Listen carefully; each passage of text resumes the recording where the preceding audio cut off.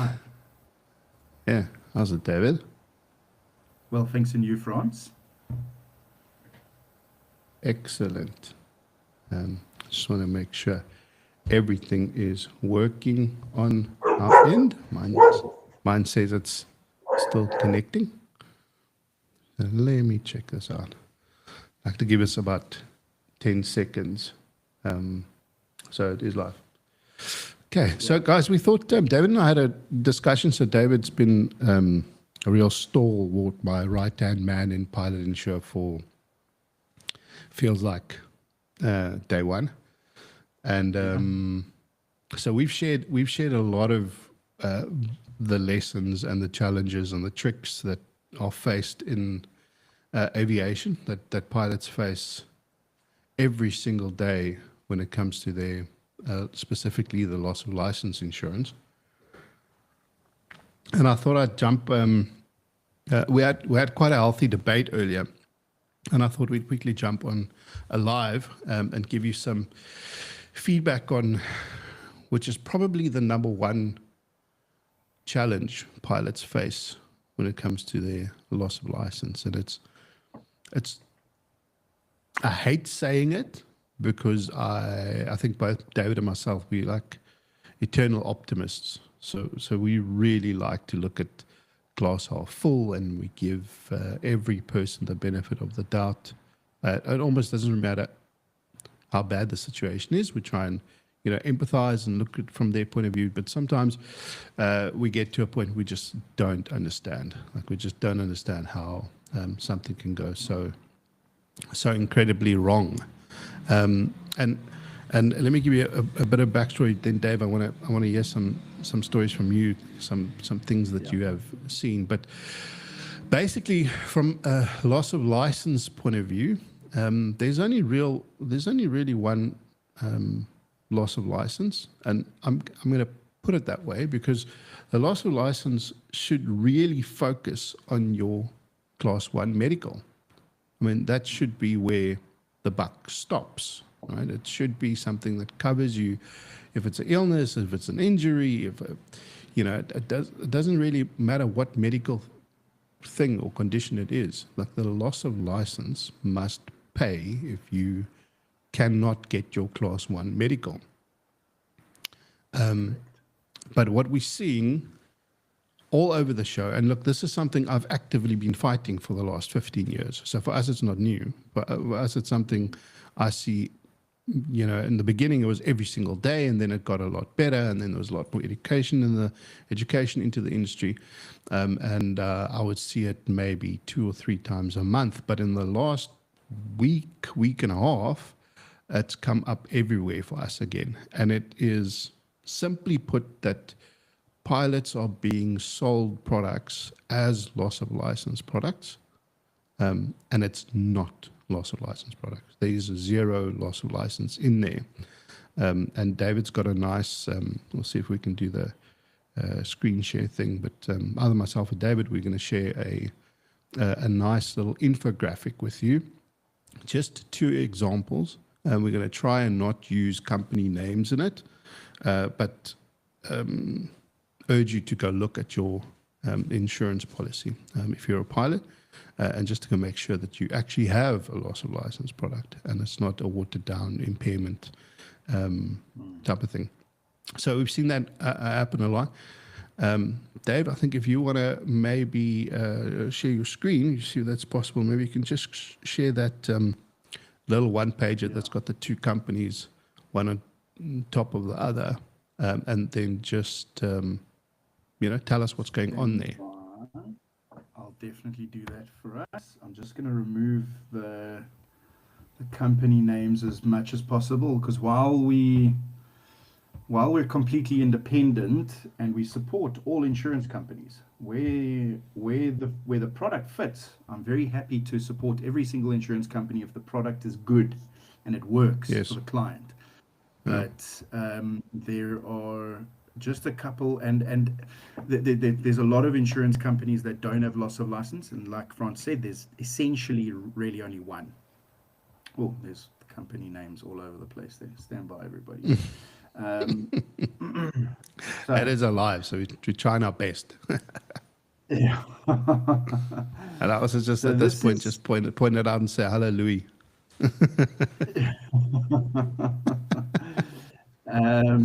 okay. So I use this company's disability claims filter because it sets it out so beautifully and it's very easy to understand. And whatever's true for this insurance company, this life insurance company, is basically true for 99.99% of other life insurance companies out there. And how it works is the following, right? All disabilities are rated in severity. How disabled are you, right? And what they do is then say the least severe disability is one that will stop you from working in your occupation. That's this one down here.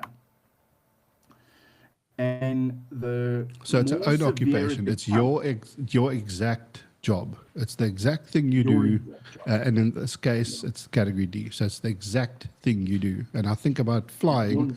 Of course, if you don't have your class one medical, you cannot do yeah, that exact job. So for that reason, correct. a complete, let's just use some words, a complete loss of license would mean that you cannot perform your nominated occupation. Correct. Sorry, Sanlam. Just I can take that off. All right. So basically, um, the least severe disability will result in just that. And then as it becomes more severe, you maybe can't work in your own occupation or a similar one.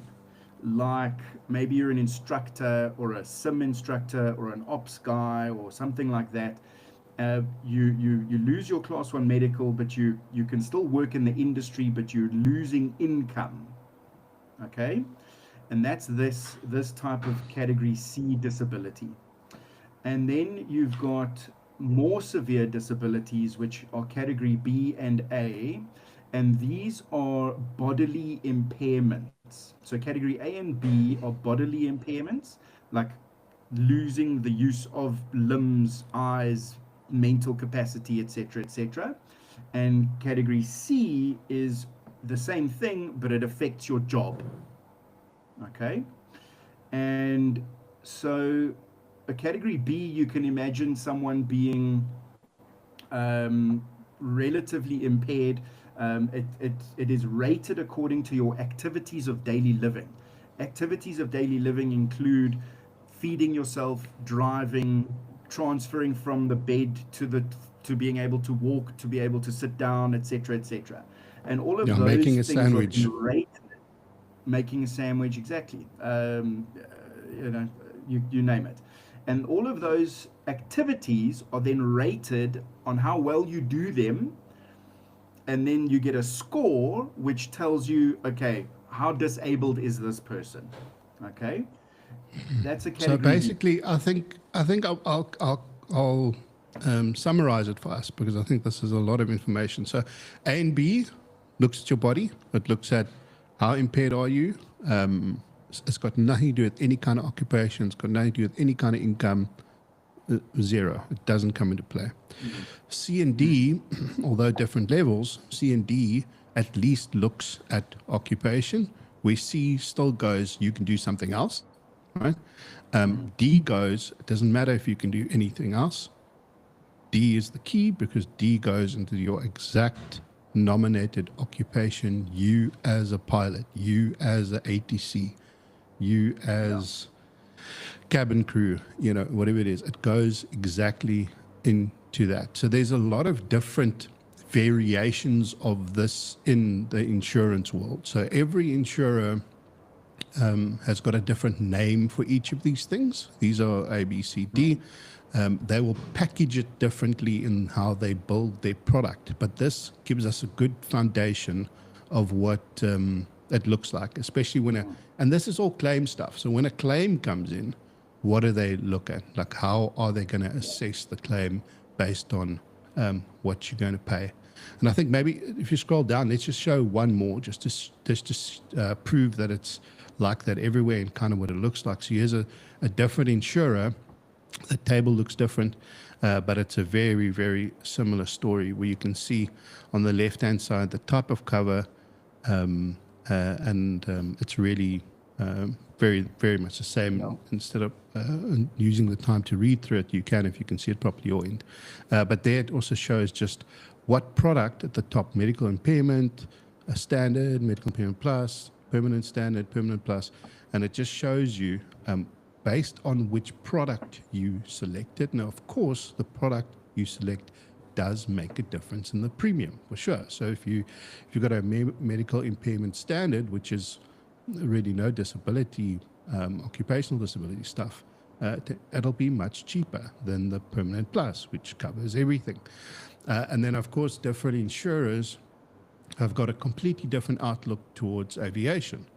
So some of them will cover your proper loss of license and give you, the A, B, C, and D cover where everything's covered, and others just don't have the appetite for aviation, and they won't give you that. They'll only give you something that covers the first two, but have C and D excluded. So there's lots of variations. But I think the point is, and I think what David just illustrated here for us, is that you really need to know exactly where to look in order to know if you've got a real loss of license product or not. And I'm not sure what's going on. Look, I can understand from the client's point of view. You're a pilot, because most of you talk to pilots. So of course you're not going to know where to go look and exactly what insurer covers what, and it's an impossibility. Because, and I think the point is, and David can share a story with us, but I just want to set it up. Is that in the last week, I've had, I think, 2 cases. David, I think you've had 3 cases of guys saying, we've got insurance, it's such a great product, and us putting our hands up and saying, look, who's that insurance with? And then they give us the name of the company, and we just immediately know that that company does not offer any form of loss of license. And then when we go and look at it, it's this client was sold a product thinking it was a loss of license, being told it was a loss of license by the broker, and then looking at the history and saying it's kind of been going on for years with that broker. So we're seeing it all the time. We're seeing people with lots of premiums being paid. Does come in. Sorry to interrupt you, Franz. I see where some of that confusion comes in, is where some insurance companies used to, before COVID, had the option, and had an excellent option for certain types of pilots to have the full disability, full nominated occupation loss of license. And when COVID hit, all new loss of license policies were pulled from the market. There was no new contracts happening. So the insurance companies that put loss of license in place for pilots before COVID, they honored those contracts, and they still do. Just new occupation disability was new occupational disability wasn't available. And then after COVID, more pilots started inquiring with other brokers, and those brokers were like, oh, this company did loss of license for a guy that I know from somewhere that I've asked them, somewhere along the line. And they go back to that insurance company, and they sell the client a policy thinking that it's loss of license. And like I said, and like Franz said, we like to give the guys the benefit of the doubt that, yes, they're selling a policy thinking it's something, and it's actually not. And the client then thinks they're getting something, and it's completely not what they think they're getting.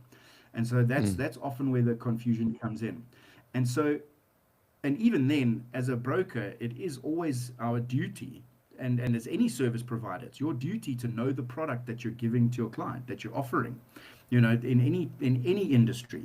And so it irks us a little bit that this can still go on, and that brokers don't know what they're actually handing over to clients. And again, we want to give them the benefit of the doubt, but like surely you should be doing the due diligence behind the product. Yeah, you're Dave, offering. you sugarcoating it. I mean, you're being very politically correct about it. Like, I'm very passionate about this. Like, this is the reason I started this entire business 15 years ago. Why the hundreds of conversations with reinsurers? Why is to build products that actually are real loss of license products. And then when I see in the industry that oaks are just selling, the guys are just selling a product just for the sake of selling something and not doing the work, the research, to at least make sure that it's covering the client, and then doing it again and again and again and again.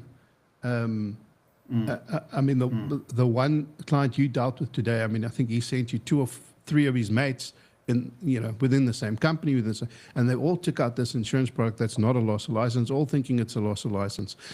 This is real life stuff. It's like if any of those 3, 4 guys, something happens, they lose their medical, there's no cover. Like, they don't have insurance for that.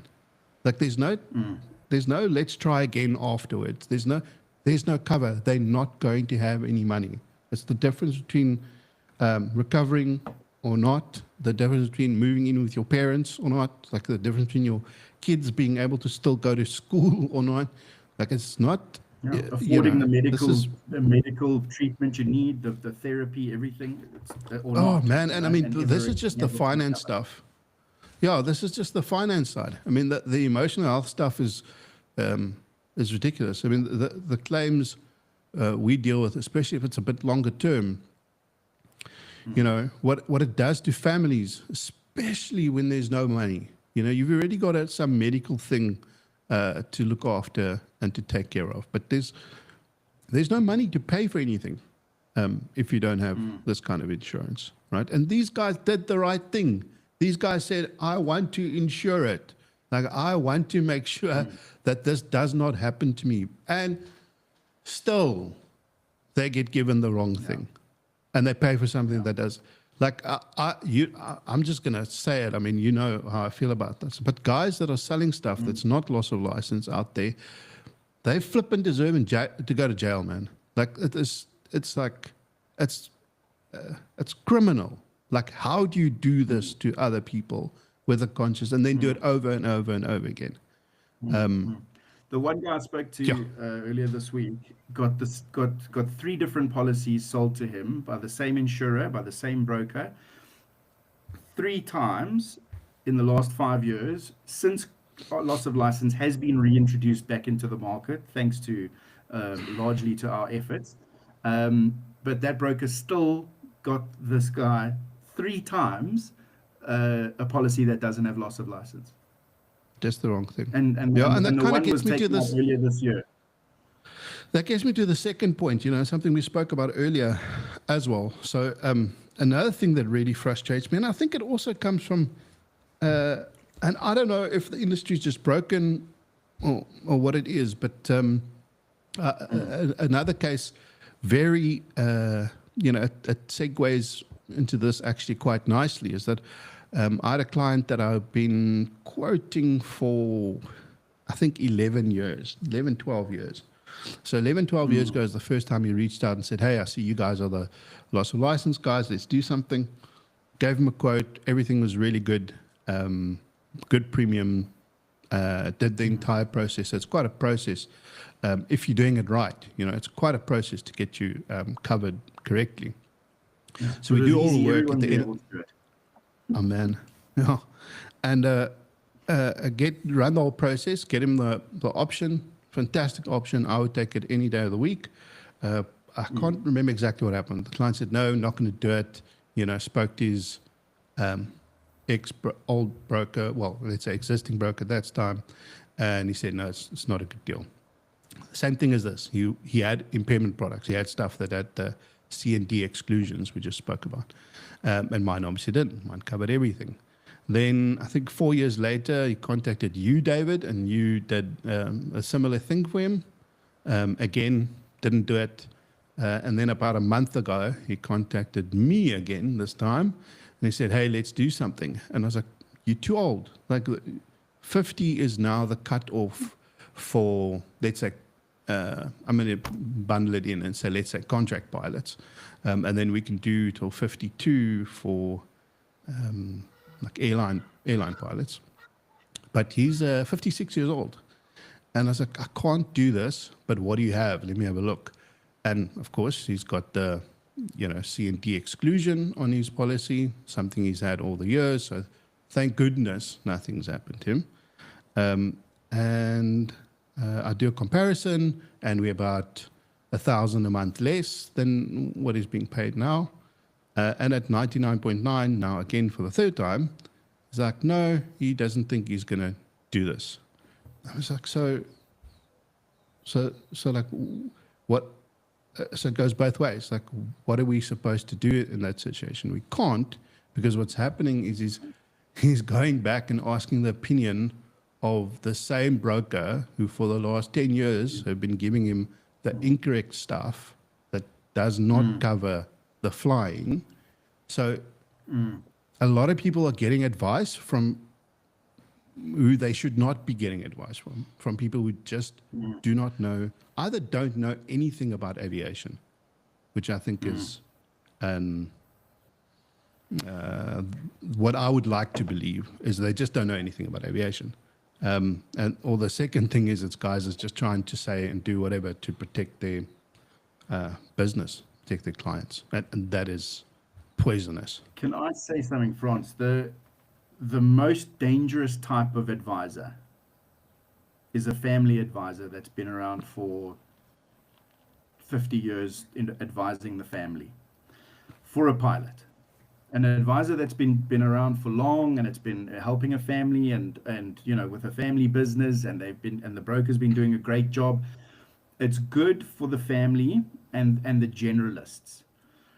But as soon as there's aviation introduced into the family, maybe one of the younger kids start flying, or becomes either recreationally or commercially, and the most dangerous thing for that pilot to do is to say, Pitt has been our broker for 35 years for the last and has advised my family and my dad and everybody correctly.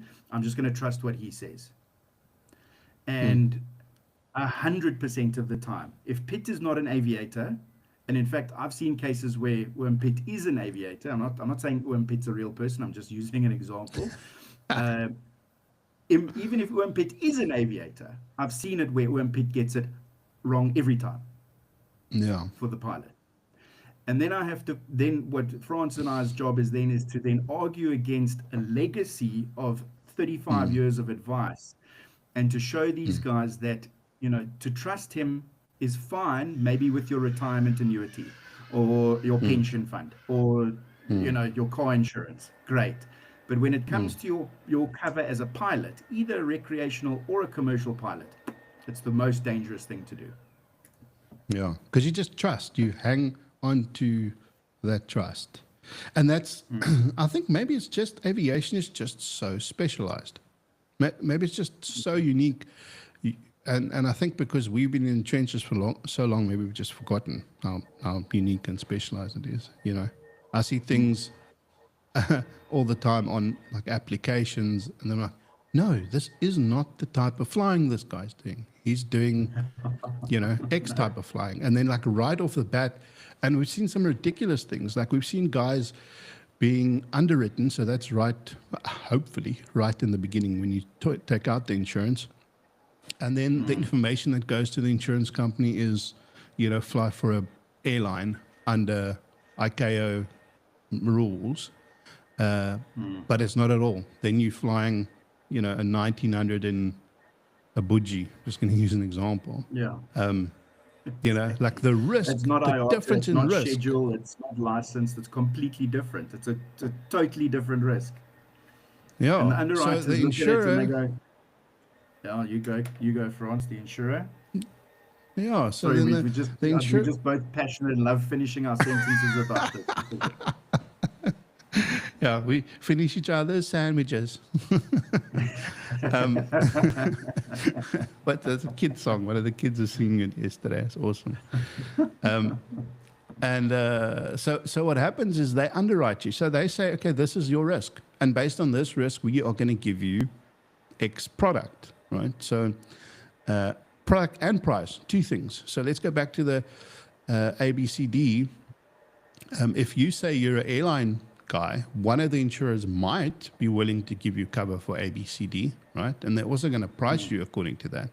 But if you're not that risk category, you can fly differently, different countries, all these kind of things, they would never have given you ABCD. They would have given you the C&D exclusion, making it an impairment. There we go.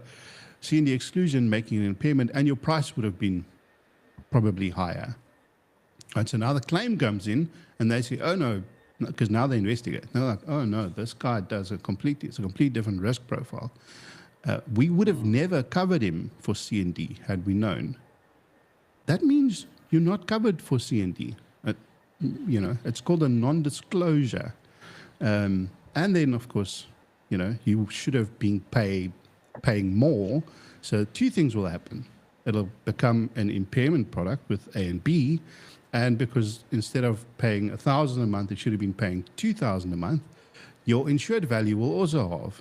So if you were insured for $5 million, you're now going to be insured for $2.5 million, and then they are only going to look at the impairment stuff and judge based on that what they're going to pay you out. And there's so many things that can go wrong with your Class 1 medical that are not regarded category A or B disabilities. Like 95% of the things that you can lose your medical for will never qualify as a disability under category A or B. And we can just look at our claims. The claims, I actually did a bit of research yesterday into our last 5-6 claims that we had. And my idea behind it was actually to see if it's worthwhile or not, because I had a couple of guys this week that's part of the Captain Circle who said, okay, but they actually want to calculate this. They want to calculate and see if there's value in taking insurance. And we were actually talking about the life insurance stuff, but then it went down the rabbit hole with the loss of license, and I couldn't help myself. I love doing the math. And the claims in the last year, every claim has been a category D claim. Like every claim.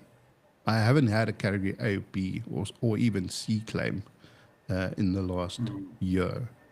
It's all been category D. So if any of those guys did not have the category D, they wouldn't have had a payout at all.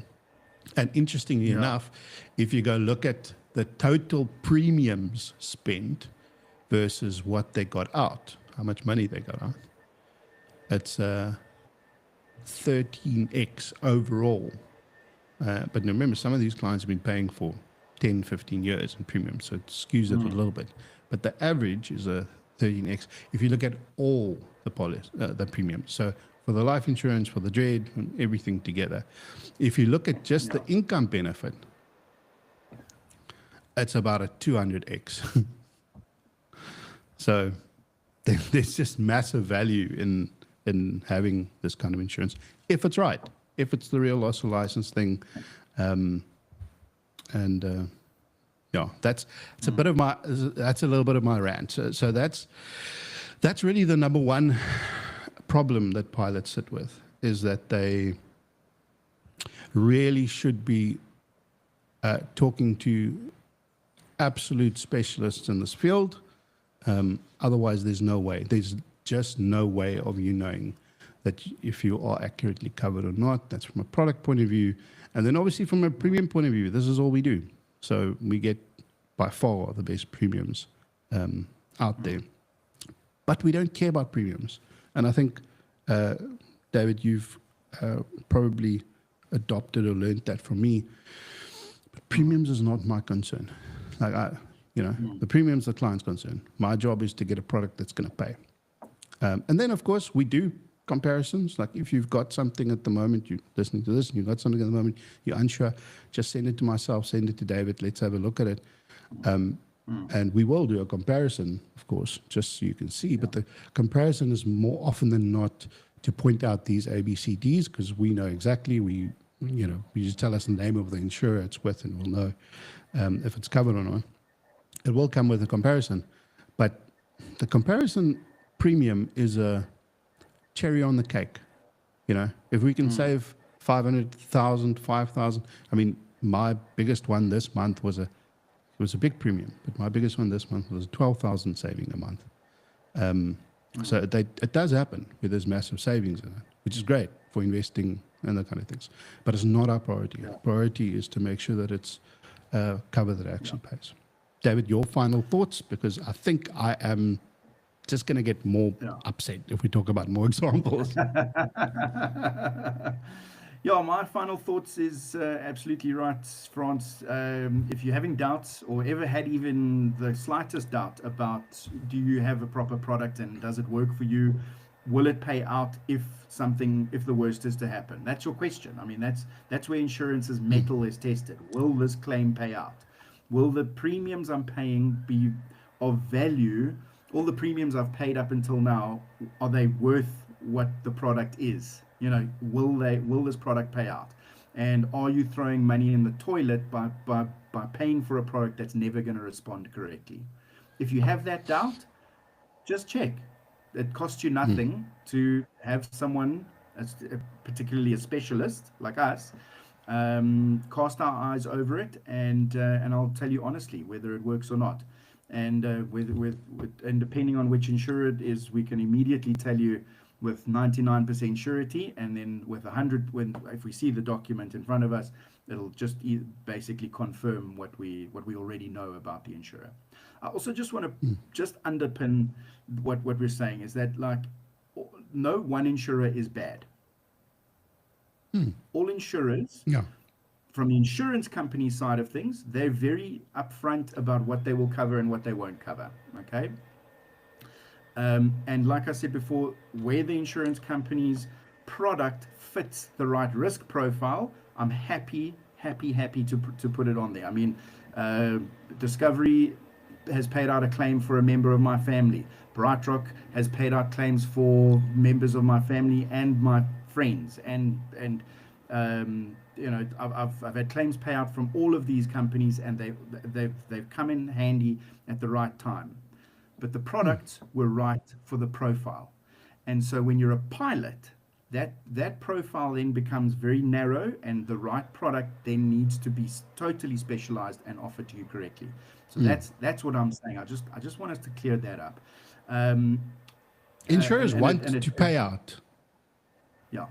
Like, insurers want to pay out. I think that's also a misconception.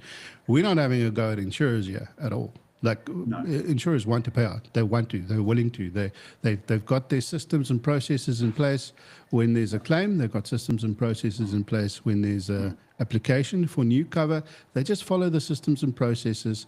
And there's a whole new thing about how reinsurers fit into aviation, which is super duper unique. But that's a whole 2-hour-long conversation on its own.